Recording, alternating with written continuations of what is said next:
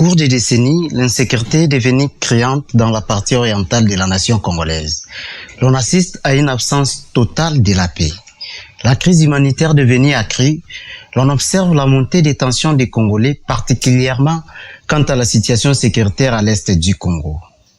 Les pensées des Congolais sont tournées vers le retour de la paix durable pour supprimer les supplices des agressions rwandaises imposées par les mouvements terroristes nourris et soutenus par l'armée rwandaise. La crise humanitaire est devenue sanglante, déshumanisante, accrue, meurtrière et déshumanisante, laissant d'innombrables des Congolais versés au cours des âges à l'est de la République démocratique du Congo réclament la paix. Les mamans sont tuées, les enfants endeuillés, le bien volé, les familles déplacées. Depuis le début des agressions rwandaises, plusieurs accords de paix ont été signés entre la République démocratique du Congo et le Rwanda, mais aucun n'a réussi d'établir une paix durable. À l'heure qu'il est, encore un accord de paix vient d'être signé entre la République démocratique du Congo et le Rwanda sous la médiation américaine. Mesdames, Messieurs, bonjour et bienvenue dans Tribune Libre. Une émission qui s'est donnée pour mission de parler, d'évoquer et de débattre en toute liberté sans tabou toutes les convictions de notre planète Terre. Éclaircir tous les sujets d'actualité. Nous recevrons pour vous une personnalité politique en la personne de Benjamin Kakoul. Alors, existe-t-il une malédiction du retour de la paix durable à l'est de la République démocratique du Congo? Tel est le thème de ce plateau. Benjamin Kakoul, bonjour. Bonjour, monsieur le journaliste. Merci d'être là. Je vous en prie. Pourquoi la mise en œuvre des accords signés entre la République démocratique du Congo et le Rwanda ne parvient-il pas d'établir une paix durable à l'est du Congo? Du côté de la République démocratique du Congo, et les autorités congolaises, la population congolaise manifeste sa bonne foi de vivre en paix avec tous ces pays voisins. Mais du côté rwandais, surtout avec le régime sanglant de M. Paul Kagame,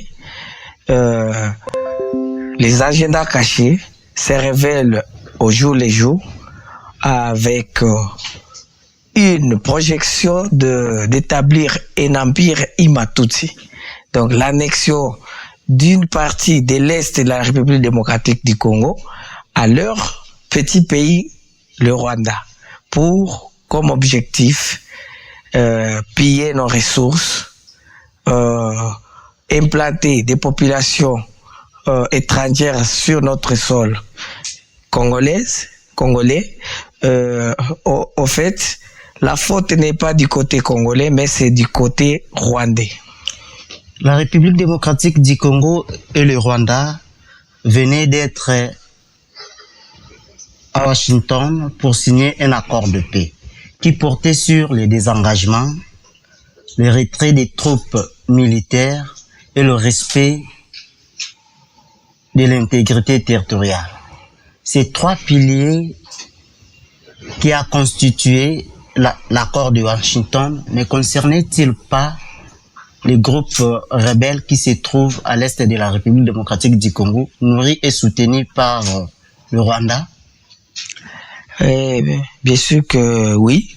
Moi, je continue à les appeler comme terroristes. Le M23 AFC ou AFC M23 sont des groupes terroristes parce qu'ils tuent, ils pillent, ils violent sans pitié, sans foi ni loi. Ils ne respectent aucune norme internationale.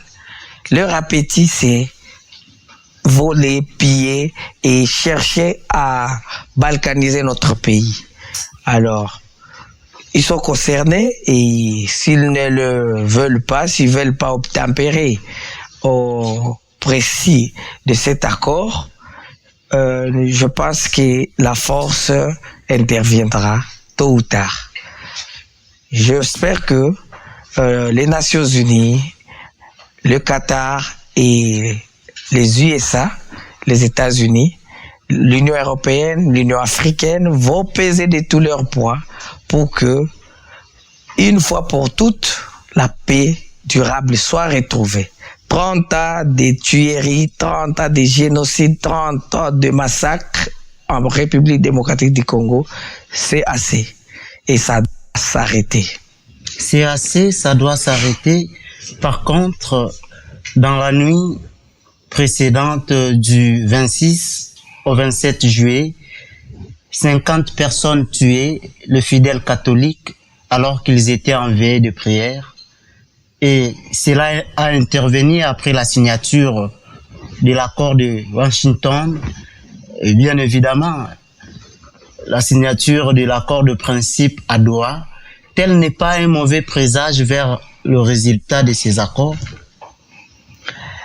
Vous savez, un serpent mourant, blessé profondément sur sa tête ou sur son corps, et continue à bouger, à faire des petits mouvements avant de succomber et arrêter de respirer.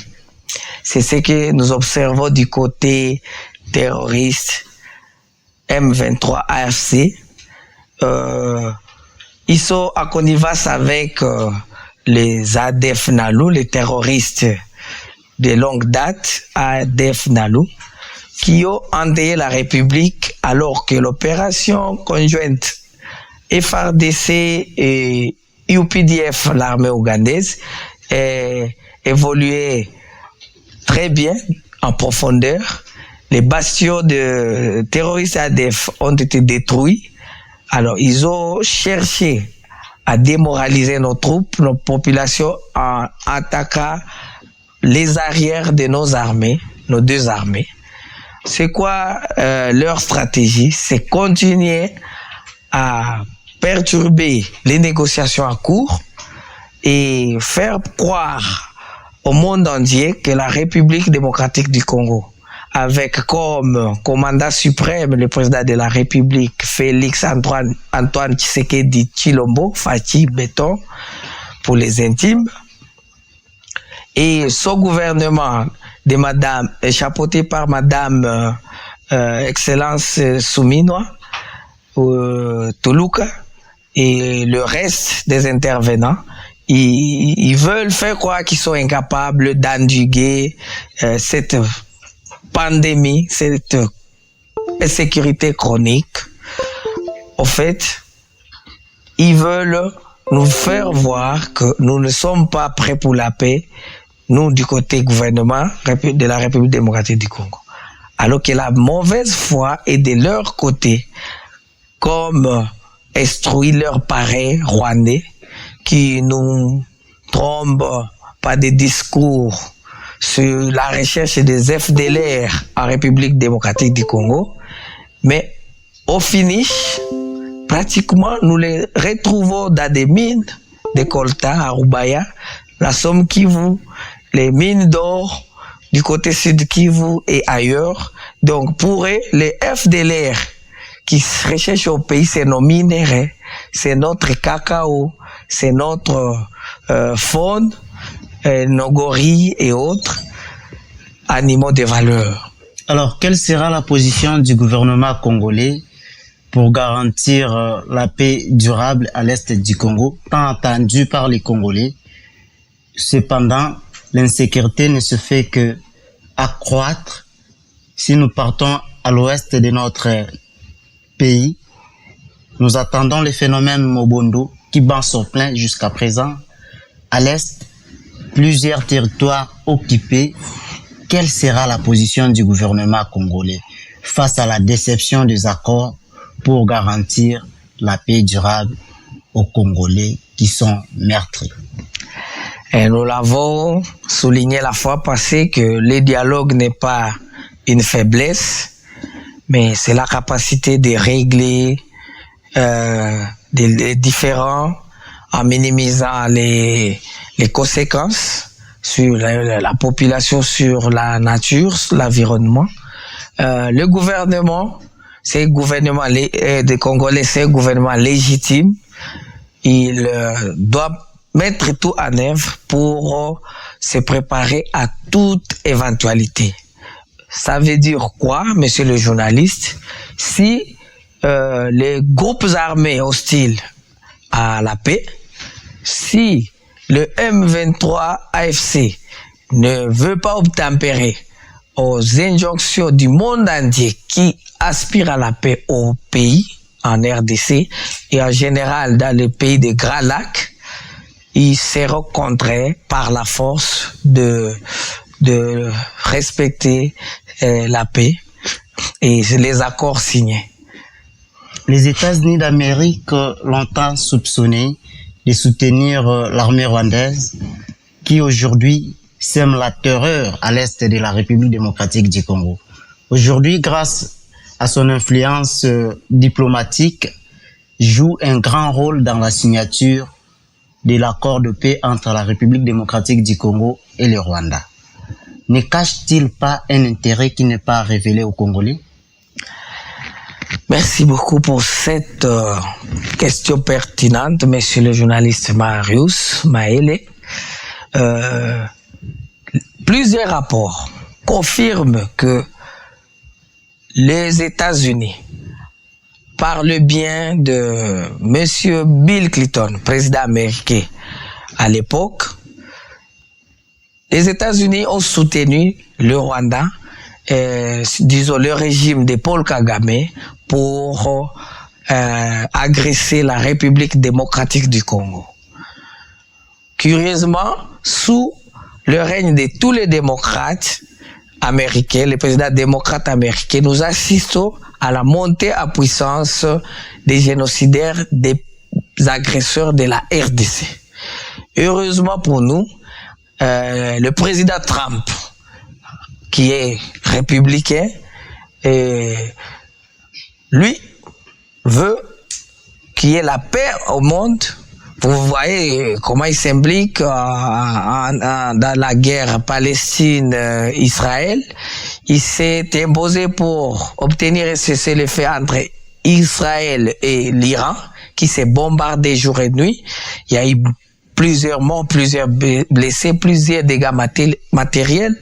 Et du côté Russie-Ukraine, la guerre tend à sa fin par négociation. Et d'ailleurs, notre président de la République, Félix-Antoine Tshisekedi Tshilombo, a proposé que monsieur le président Trump soit candidat au prix Nobel de la paix et que la République démocratique du Congo devra soutenir sa candidature, devra voter pour ce prix en faveur du président Trump, qui est très touché par ce qui se passe dans notre pays, dans les pays des Grands Lacs, pendant plus de 30 ans, et qui a fait plus de 12 millions de morts. Ce qui est un drame, d'ailleurs, plus dévastateur par rapport à la première et à la deuxième guerre mondiale. Ok. Alors, n'allons-nous pas tomber à la faute d'un passé récent, vivre la trahison, puisque les désengagements jusqu'alors sur terrain n'est pas effectif? Tel n'est pas un piège de signer cet accord? Bon, c'est vrai, du côté gouvernement congolais, nous respectons tous nos engagements.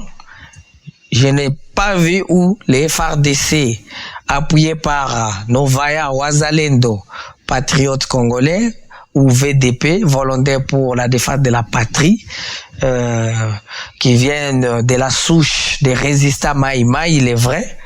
Je n'ai pas vu, en aucun cas, la partie FARDC attaquer en premier les agresseurs utilisés par Kagame, les panthères du M23, AFC.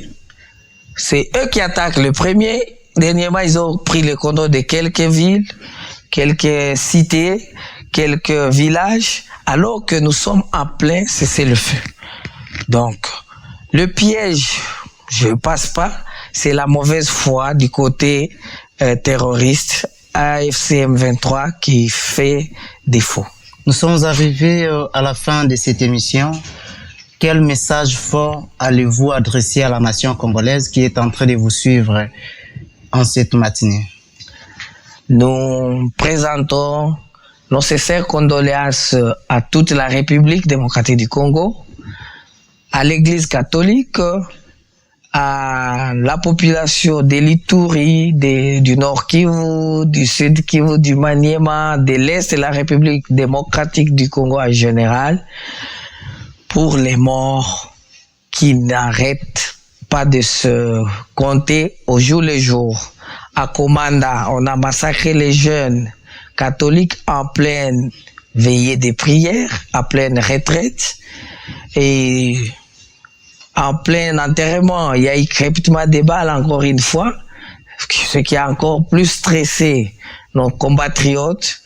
Alors, je présente toutes mes condoléances aux familles éprouvées. Je suis en train d'encourager spécialement nos forces armées de la République démocratique du Congo, FARDC, la police nationale congolaise et nos vaillants volontaires Wazalendo, les vrais, qui ont prouvé par leur dévotion, leur dévouement à la patrie congolaise que rien ne peut vaincre un peuple déterminé, un peuple voué à défendre son sol et sa terre, donc sa patrie. Mesdames, Messieurs, nous voici arrivés à la fin de cette émission. Nous vous rappelons que nous avons reçu sur ce plateau Benjamin Kakoulé. Il est vice-président provincial du parti politique Action des volontaires pour la relève patriotique, parti cher à son excellence Moïndo Nzangi Butondo.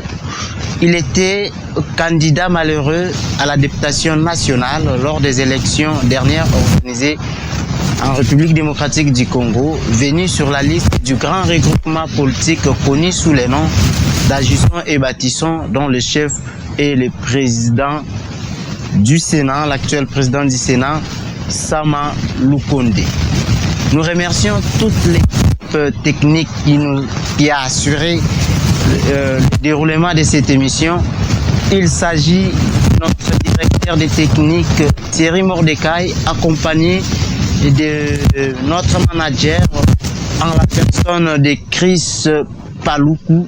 Alors retenez qu'aucune signature d'un accord de paix ne peut remplacer la volonté absolue d'un peuple de défendre son État en cas d'attaque. Merci bien.